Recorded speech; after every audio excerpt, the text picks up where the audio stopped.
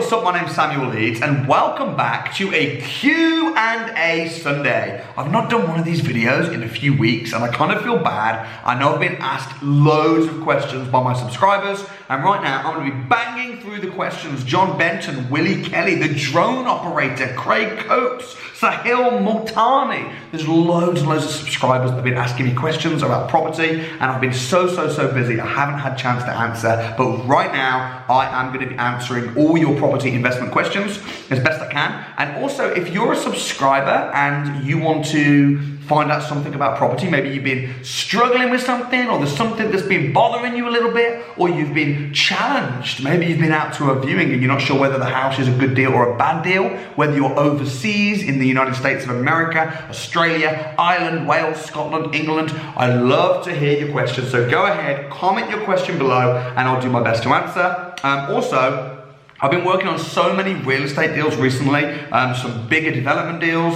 I just feel excited. I feel really excited. I hope you feel excited too. If you are excited, if you enjoy my YouTube channel, please do me a massive favor and go ahead and smash the like button. It doesn't cost you a penny to do it and it really helps the channel out. So please do go ahead, hit the like button and then also start commenting your questions below. I've had an influx of new subscribers recently, so I don't know where those guys have come from, but if you're new on the channel, welcome. If you're not a subscriber yet, subscribe to the channel. Let's see what we've got. So someone says, John Benton says, my question is as follows.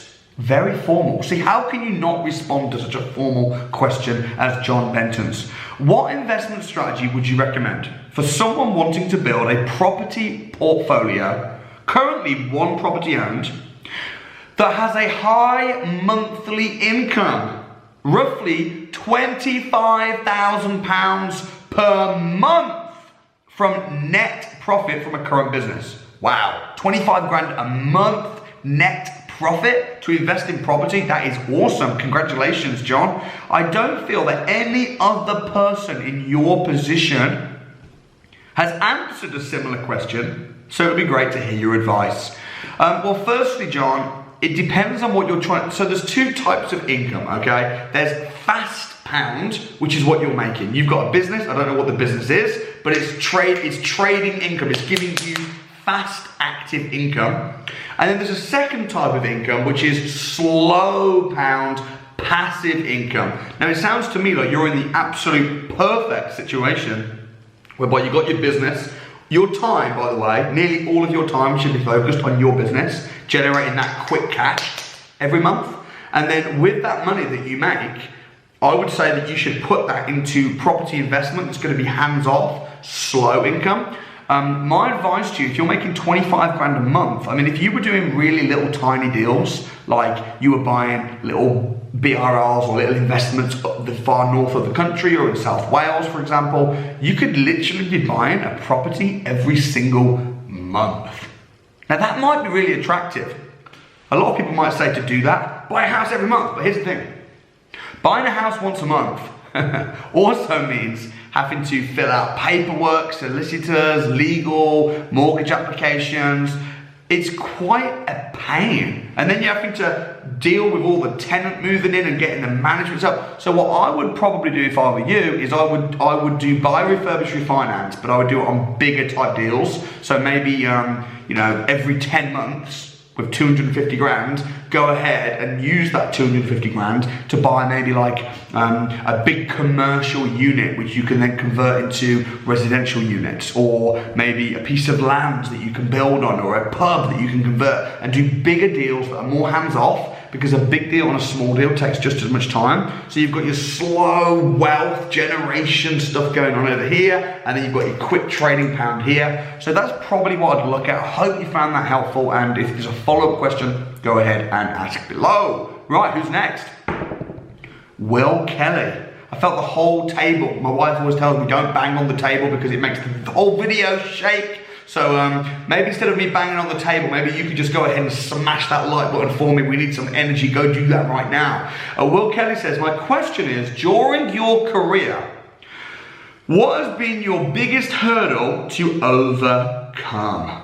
I would say my biggest hurdle, Will, in my career has been patience, has been having to deal with people being slow. The counts, and right now my biggest pain in my freaking backside is the council's taking forever to give me planning permission to do stuff.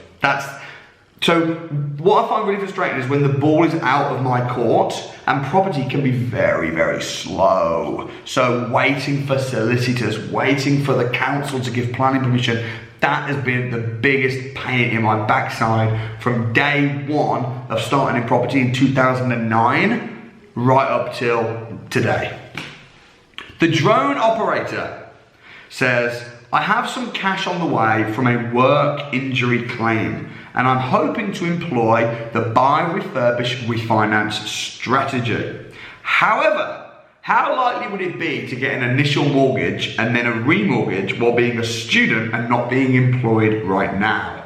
Great question, the drone operator. You're clearly very smart because you're thinking about the long haul. So when you get a buy, refurbish, refinance deal, initially financing it, that is not going to be probably an issue for you, because the initially financing it, you're gonna buy it cash, right? You're gonna buy it with the money that you've got from the work injury. You're gonna top up the difference with maybe a bridging loan. That's not going to be an issue. The hard bit is going to be the refinance at the end. If you're a student and you've got no income, that's going to be the challenging part. So what I would do if I were you is I would firstly speak to a mortgage advisor, tell them your situation, find out what kind of buy-to-let mortgage you qualify. Let's say you would qualify for a small buy-to-let mortgage, anything less than 150 grand. Let's say, I don't know if you would, but bear in mind as well, mortgage lenders, when they're giving you money for a buy-to-let, they care less about your income as they do about the rentability of the house. So you're not going to be able to get finance a mortgage on a HMO probably, or a something big, or especially if it's a big HMO, commercial property maybe not, but if it's a small little buy-to-let, you might. So I would say find out first what you can get a mortgage on, and then buy the rundown version cash with your work money, with your injury claim money and bridging finance, and then when you've pushed the value up, then get the refinance, but make sure you go in knowing and having a plan. I hope that makes sense. If it doesn't, ask again, ask another question, or maybe consider coming down. I'm running a training program called the Property Millionaire Intensive. Sounds a little bit of an interesting title. That's because if you want to be a property millionaire, ultimately the fastest way to do that is fast pound, slow pound. You can have a trading business as deal sourcing, rent to rents, getting cash, but then it's all about that buy, refurbish, refinance, baby, and that's what we're going to be teaching. So the drone operator or anybody else, I have got limited tickets. I know a few of them are sold out now, a few of the venues, but click the link in the description and I'll do my best to help at the program. Okay, Craig Coates says, I've just started my journey and posting it to social media, and oh my, I don't blaspheme, sorry, I'm a Christian. As you say, there can be a million different excuses to not get started, and loads of people are commenting on these excuses. Things like wrong time to buy, Samuel's a scammer, deal's too risky, but I'm with you, where there's a will, there's a way. Financial freedom is my aim. Okay, Craig, well firstly, massive congratulations for stepping out. Listen, imagine if you are in a room filled with obese people, filled with really fat people, okay? And they're all comfortable and they're all fat and they all love eating pizza all day long. And then one of them goes, you know what, guys? I think I'm gonna get slim. I think I'm gonna get a six pack. What are all the fat people probably gonna say? Sorry if this is a bit of a crude analogy. I'm allowed to joke about overweight people because I'm a little bit overweight myself, apparently.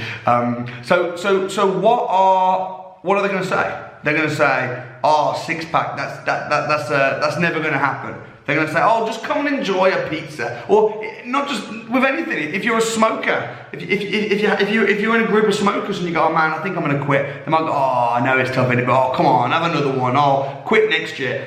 And it's the exact same with finances. If you say, I'm gonna get into property, I'm gonna become wealthy, I wanna become financially free, if you're hanging around people that are in jobs, aren't financially free, aren't millionaires, they're struggling with money, they're probably going to go, oh, don't worry, forget it. Just stay in the club. Stay in the broke club, man. It's not that bad. Come on, man. Come on, Craig. And I think, and they'll say things, you know, oh, it's risky, and they'll come with all the reasons, all the excuses under the sun as to why it's not possible, why you shouldn't do it. So what I'm saying is, just make sure that you're surrounding yourself, if you want to become successful in property, with people that are in property already, people that are succeeding in property. So that's my best advice. Okay, Sahil says, could you go over the legal side of things in rent to rents? Sure thing. So biggest thing in rent to rents is getting permission. Permission.